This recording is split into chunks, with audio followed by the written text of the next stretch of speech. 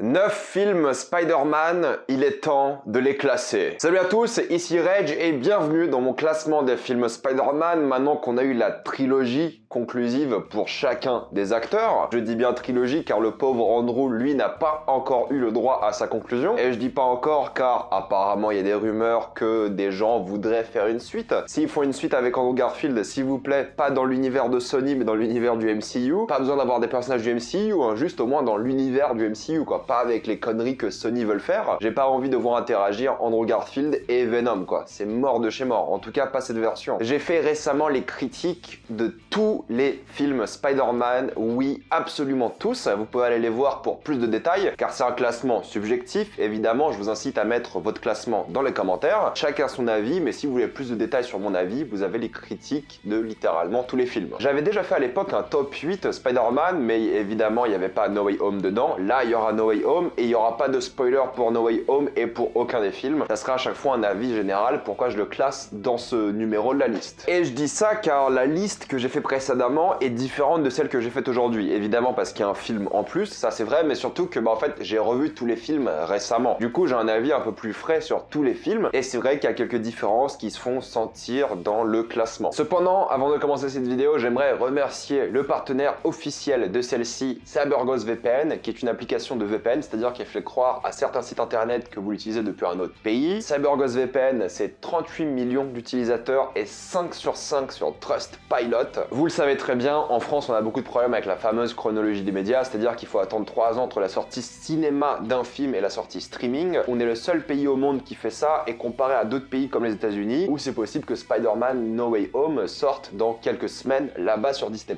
Donc ce que vous faites, c'est que vous utilisez le VPN, vous allez aux États-Unis avec et ensuite vous avez accès à toute la bibliothèque streaming des États-Unis. Ça vous permet de débloquer plus de 35 plateformes de streaming différentes comme Netflix, Hulu, Prime, Disney+, et plein d'autres. En plus de ça, vous savez que j'adore voyager. Là, cette semaine, je vais à Prague, donc si j'ai envie de consulter du contenu qui n'est pas disponible à Prague, oui, même en Union Européenne, je peux utiliser un VPN et faire semblant d'être en France. Et même en plus de ça, si je vais voyager et quand je vais voyager, ça sera beaucoup plus simple pour moi et plus sécurisé surtout d'avoir un VPN lorsque je suis connecté à la Wi-Fi de l'hôtel, à la Wi-Fi du restaurant, la Wi-Fi de l'aéroport, la Wi-Fi du bus, enfin bref, il y a plein d'endroits où on doit être beaucoup plus sécurisé et un VPN aide pour ça. CyberGhost VPN est disponible sur tous vos appareils, c'est vraiment un vrai plaisir de ce point de vue-là. Et en plus de ça, l'application peut être utilisée par tout le monde car elle est super simple d'utilisation, sans aucun problème. Vous vous connectez, vous choisissez un pays et c'est bon. Et en plus, CyberGhost VPN est recommandé par des grands sites comme FR Android et Clubic. Un seul abonnement vous suffit pour l'utiliser sur 7 appareils différents et partager le compte donc avec vos amis et votre famille. Si vous n'êtes pas satisfait, vous êtes remboursé sous 45 jours et vous avez une assistance technique en français 24h/7.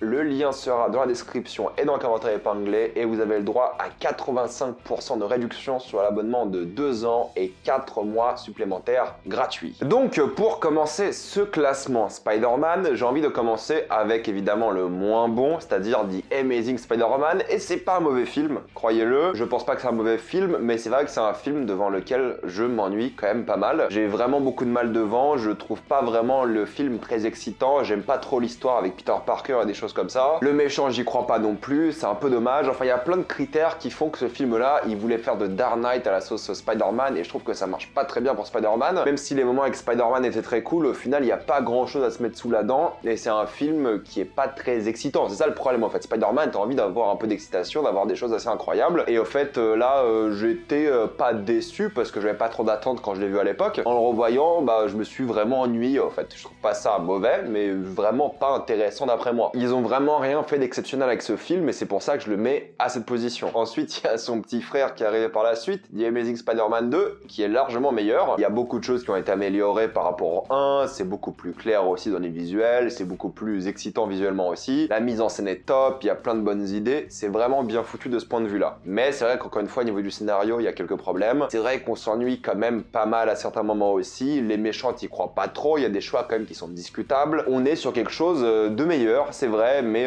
grosso modo, ça reste assez anecdotique, même s'il y a des scènes assez mémorables, surtout une. Mais c'est vrai que globalement, c'est un film que j'aime bien, mais je vais pas m'en rappeler, quoi. C'est pas mon film à moi. Il y en a pour lequel c'est le préféré de toute la liste, d'accord, mais c'est pas le cas pour moi, et j'arrive pas vraiment à me rappeler de ce film comme il faut. Encore une fois, sauf une certaine scène. Mais cette scène, d'après moi, ne sauve malheureusement pas le film. Un film que j'ai revu quand même beaucoup à la baisse, c'est Spider-Man Homecoming. C'est vrai que j'aime bien le film, encore très divertissant. Bon, au niveau mise en scène, comme toute la trilogie avec Tom Holland, il n'y a pas de mise en scène. Il y a vraiment rien d'intéressant à se mettre sous la dent d'un point de vue visuel. C'est un peu dommage, mais le scénario est solide. Le scénario fonctionne, c'est assez divertissant, il n'y a pas de problème. Mais je me suis aussi pas mal ennuyé en le revoyant. J'ai revu à la baisse beaucoup de scènes, et c'est vrai que les films Marvel, après le deuxième visionnage, enfin après le premier, disons, au deuxième visionnage, ils baissent souvent en qualité, parce que quand t'es au cinéma, t'as cette expérience un peu parc d'attraction, qui est plutôt cool dans les films Marvel, et quand tu le revois chez toi, c'est que le film descend souvent en qualité, parce que tu te dis, ah ok, d'accord, c'était sympa la première fois, mais la deuxième, c'est vrai que je m'ennuie pas mal. C'est pas le cas de tous les Marvel, évidemment, hein, mais beaucoup, j'ai l'impression. Et c'est vrai que celui-ci n'est pas une exception, même si encore une fois, je trouve qu'il y a de bons méchants, pour le coup, surtout un bon méchant, bien développé. Il y a de bonnes idées, j'aime beaucoup le Spider-Man, ça c'est évident, j'en ai beaucoup parlé, j'en ai récemment fait une vidéo pour parler du meilleur Spider-Man d'après moi. Donc vraiment, il y a beaucoup de qualité, mais c'est vrai que visuellement, c'est pas très intéressant, tu t'ennuies aussi un peu, c'est pas très bien rythmé. Donc c'est un film qui arrive à iconiser aussi certaines choses, mais c'est vrai que en le revoyant, j'ai eu pas mal de mal. Encore une fois, je pense qu'il n'y a aucun film Spider-Man qui est mauvais, mais en le revoyant, c'est vrai qu'il est un peu redescendu dans mon classement. Ensuite,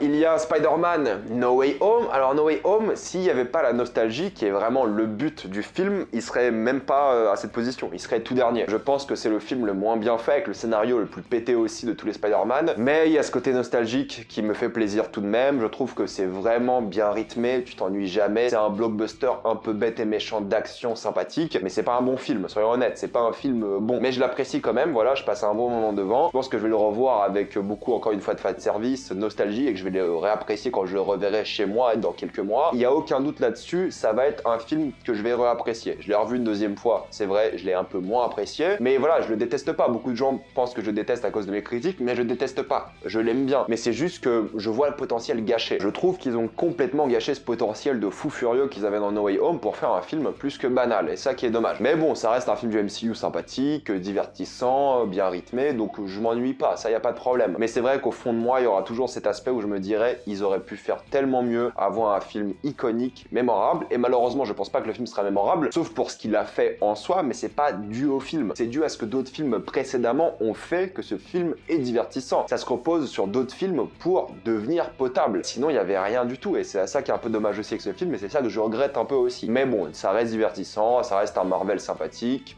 C'est cool. Je vais pas m'en rappeler, malheureusement, voilà, même si évidemment il y a des scènes et je vais me rappeler parce qu'il y a d'autres films avant qui ont fait que je vais me rappeler de ces scènes, mais en soi, voilà, c'est sympathique et je le mets à cet endroit-là du classement pour la simple et bonne raison que je trouve que le temps passe super vite. En revoyant le film une deuxième fois, j'ai pas vu les 2h30 passer. Ça, je trouve que c'est extrêmement bien rythmé pour le coup. Je me suis pas ennuyé à une seule seconde en deux visionnages. Même après que l'euphorie est retombée, je me suis pas du tout ennuyé. C'est vrai que en le revoyant, même si c'est un film avec lequel j'ai du mal, en comparant aux autres films, c'est vrai que Spider-Man 3 quand même, il y a tellement d'amour pour le cinéma dedans que c'est difficile de dire que c'est un mauvais film. J'aime pas le scénario, c'est vrai, j'ai du mal avec plein d'éléments, j'en ai fait récemment ma critique, j'en parle en détail, c'est sûrement, je crois, ma plus longue critique de film Spider-Man, parce qu'il y avait plein de choses à dire où je trouvais qu'elles étaient décevantes, c'est vrai. Mais quand tu sors de No Way Home, quand tu sors de films comme ça, et tu vois la mise en scène de Spider-Man 3, tu te dis, mais putain, quel crack ce Sam Raimi, quel maestro, putain, il est trop fort, quoi. C'est tellement bien mis en scène, tellement bien iconisé, il y a tellement de scènes cultes, il y a tellement de moments incroyable. Et je parle même pas de la nostalgie parce que moi j'ai pas de nostalgie pour ce film. Moi je l'ai vu au cinéma quand j'étais en 2007, j'ai adoré, mais j'étais gamin quoi. Là je l'ai revu, j'ai pas de nostalgie pour ce film parce qu'en le revoyant je l'ai détesté au fur et à mesure des années. Mais là quand tu sors des autres films, surtout la trilogie Tom Holland qui est filmée avec le cul, les films de Amazing qui sont bien filmés mais mal écrits d'après moi, t'as celui-ci qui est pas parfaitement écrit mais il y a tellement l'amour du cinéma, il y a tellement de choses incroyables dedans que je l'ai vraiment réhabilité. Au fait, revoir tous les Spider-Man, ça me l'a vraiment remis en avant. Je trouve pas que c'est un très bon film, je trouve que c'est un bon film, divertissant, d'accord, d'accord. Il aurait pu être beaucoup mieux d'après moi, c'est vrai, il y a eu beaucoup de problèmes, mais bordel, ça reste quand même un plaisir visuel qui n'est pas le cas des autres films qu'on a cités précédemment, pas tous. Et juste pour ça, il mérite cette place d'après moi. Maintenant, on va parler de Spider-Man Far From Home. Celui-ci aussi est redescendu un peu dans mon classement. Avant, il était vraiment bien placé parce qu'en fait, je l'ai revu récemment et j'adore ce film. Vraiment, j'adore le côté voyage en Europe, j'adore le méchant, j'adore les discussions qu'ils ont, j'adore le scénario, c'est vraiment bien ficelé. La mise en scène, il y a quelques bonnes idées. Je trouve que ça reste le film le mieux mis en scène de toute la trilogie avec ce Spider-Man là. Il y a des moments mémorables, pour le coup, je kiffe bien, sauf la fin qui est un peu longue pour moi, le climax final qui est pas très intéressant, qui est pas très bien filmé, qui est pas excitant. Et s'il y avait un meilleur climax, plus court, plus intense, qui se repose plus sur les personnages que ces drones et d'effets spéciaux et tout un peu nuls, j'aurais adoré ce film, j'aurais trouvé ça incroyable. Mais c'est vrai qu'en le revoyant, j'ai vu cette scène et je me suis dit, ah, c'est pas terrible au final. Le climax c'est pas terrible, mais le reste du film, encore une fois, il est super divertissant, il passe super vite, je kiffe l'aventure, l'innocence de la jeunesse, ces choses-là, j'ai vraiment trouvé ça trop bien. Et ça reste pour moi le meilleur film de la trilogie Tom Holland, et de loin, je le mets vraiment devant, et il aurait pu même dépasser le prochain film. Dans mon précédent classement, je l'avais mis devant, et il aurait pu le dépasser encore une fois. Spider-Man 1, il y a beaucoup de problèmes aussi, il est très kitsch, il y a peu de développement sur certains personnages, il y a quelques vrais problèmes, d'accord, mais ces films sont largement sauvés par la mise en scène. Même s'il y a quelques problèmes dans le scénario, la mise en scène sauve ces films. Et je dis sauve ces films, mais en fait non, pas sauve ces films, fait ces films. Ils arrivent tellement à iconiser ce personnage, à avoir des scènes cultes. Là, pour le coup, je trouve que la nostalgie est méritée, car il y a ce côté nostalgique quand tu revois ce film, parce que c'est un film du début des années 2000, et c'est un pur plaisir de remonter dans le temps. Là, au Spider-Man 3, il n'y a pas cet effet capsule temporelle. Là, il y en a une, et là, pour le coup, il y a une grosse nostalgie, c'est vrai. Mais c'est vrai qu'il faut admettre aussi que le film est bien foutu, et c'est là que tout a commencé. Et sans ce film-là, peut-être on n'aurait jamais eu Spider-Man, et c'est compréhensible parce que le film est extrêmement efficace et mémorable. Là, c'est toujours un peu difficile de choisir parce que c'est deux films complètement différents, mais mon classement ne va pas changer de la dernière fois. Je vais mettre en deuxième place Spider-Man 2. C'est le meilleur film live-action Spider-Man. C'est vraiment un vrai régal, sûrement le chef-d'œuvre des films de super-héros, l'un des chefs-d'œuvre. Ça fait partie des meilleurs films de super-héros de tous les temps. Tout est bien géré. Encore une fois, la mise en scène, les méchants, les motivations, les personnages. L'histoire, elle est vraiment prenante. Ils ont créé un méchant, mais tellement mémorable, et tellement fou, et tellement génial. Il y a une qualité, mais dingue,